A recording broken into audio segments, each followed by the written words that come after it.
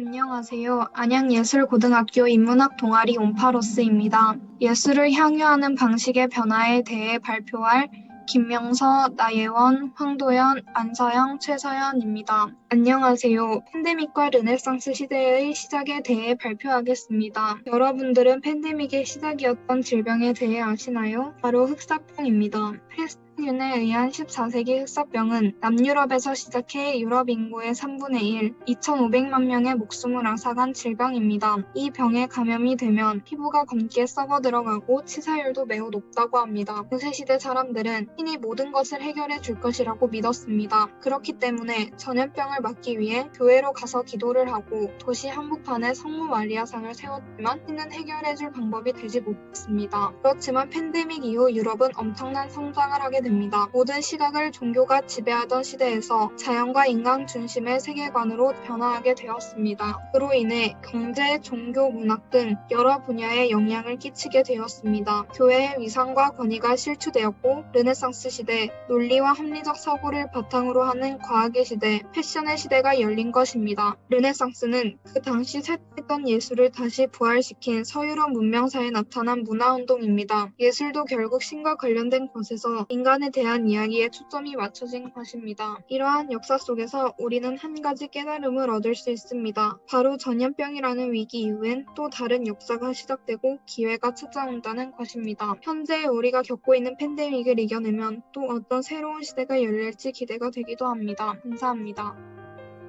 이번에는 여러 매체의 발달로 인한 예술 향유 방식에 대해 말씀드리겠습니다. 미술, 문학, 음악 등등 여러분은 대체로 어디에서 예술 작품을 즐기시나요? 과거에는 예술을 접하려면 미술관을 직접 가거나 연주회에 참석하는 등 직접적인 참여가 필요했습니다. 그래서 평범한 사람들은 비싼 입장료나 티켓을 구매하면서까지 예술을 즐길 여유가 없었죠. 때문에 예술은 상류층만의 문화로 자리잡기도 했습니다. 하지만 오늘날에는 예술이 빠르게 발전하는 매체들을 만나 새로운 모습으로 태어나고 있습니다. 지금부터 그 예시를 보여드리겠습니다. 첫 번째로는 문학과 영상 매체가 만난 소설 원작 영화가 있습니다. 여러분은 화면에 보이는 작품들을 알고 계신가요? 어떤 분들은 책이나 영화 둘 중 하나만 알고 계실지도 모르겠습니다. 하지만 이들의 공통점은 소설이 영화로 재탄생했다는 것입니다. 18세기에 발표된 고전문학 오만과 편견은 출판 직후엔 소설책으로만 만날 수 있었지만 오늘날 영상 매체를 만나 영화로 재탄생되었습니다. 이 외에도 김애란 작가의 두근두근 내 인생 등 많은 문학들이 영화로 제작되어 사람들에게 다가가고 있습니다. 두 번째로는 미술과 미디어가 만난 미디어 아트형 전시입니다. 단면적이었던 전시회장은 미디어를 만나 더욱더 역동적인 모습으로 변화하였는데요. 그 예시로 국내의 라틀리에와 빛의 벙커가 있습니다.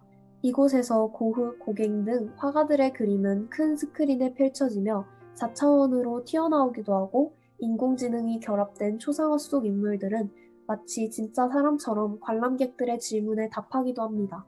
이렇게 다양한 미디어 아트형 전시는 미술 작품을 더욱더 실감나게 감상할 수 있도록 도와줍니다.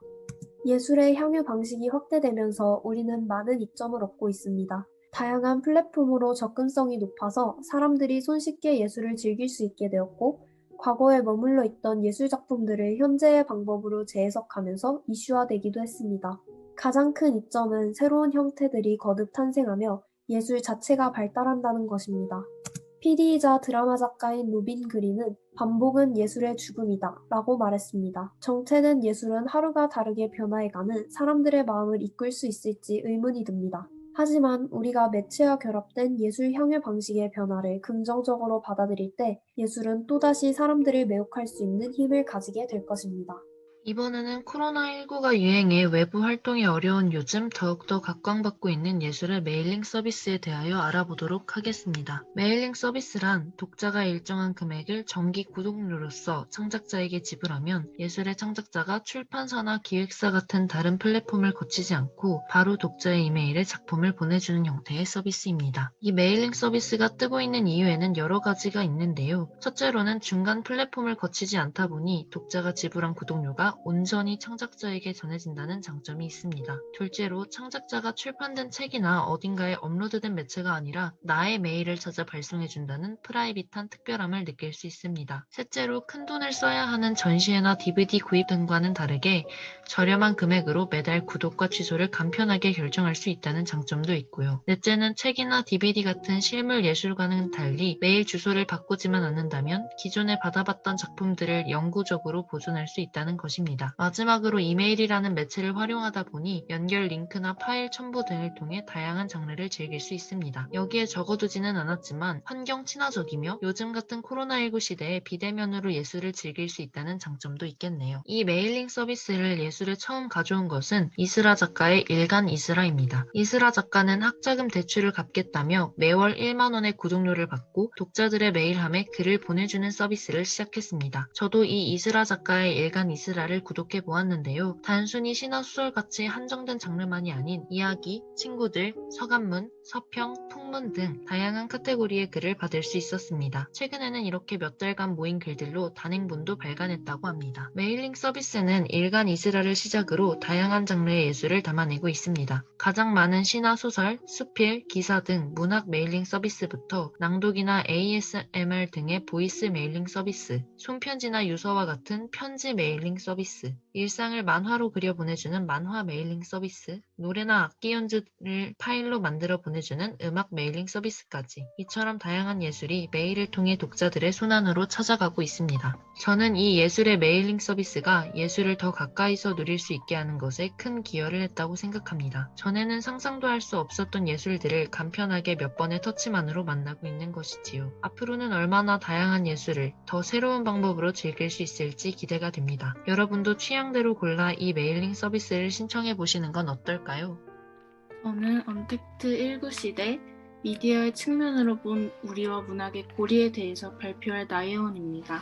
요즘 언택트라는 말이 굉장히 많이 사용되고 있는데요. 이는 요즘 만들어진 신조어라고 합니다. 원래는 컨택트였는데 함께하다라는 뜻의 전미사 CO를 뺀 그 반대어인 UN을 넣은 신조어인데 접촉을 하지 못하는 일상에서 굉장히 많이 사용되고 있습니다. 우리와 문학을 연결짓는 고리는 영어로 제가 만든 건데 이제 세대 간의 연결은 미디어 속의 문학이라는 뜻입니다. 우리가 지금 어떻게 미디어로 문학을 향유하고 있는지 소개해드리겠습니다. 일단 첫 번째로 어플리케이션이 있는데 제가 굉장히 애용하고 있는 앱입니다.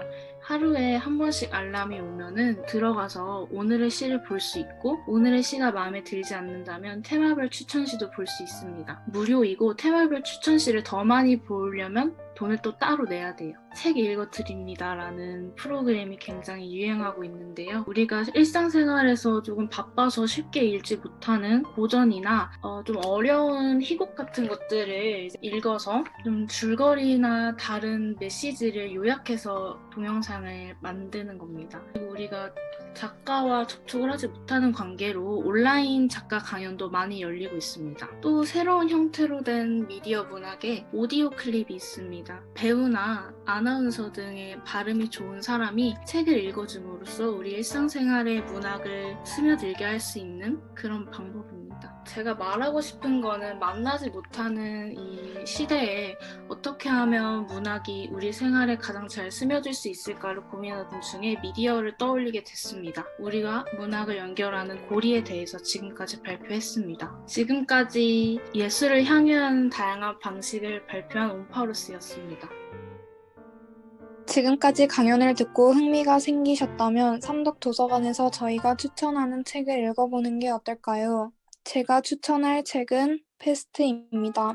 이 책을 읽고 전염병을 주제로 어떤 이야기를 전하고 싶은 것인지 생각해보면 좋을 것 같습니다. 지금 코로나 시대에 일상생활을 할 수 있도록 힘써주고 노력해주고 있는 사람들에 대해 감사함을 느끼며 힘들어도 희망을 잃지 말자라는 생각을 했습니다.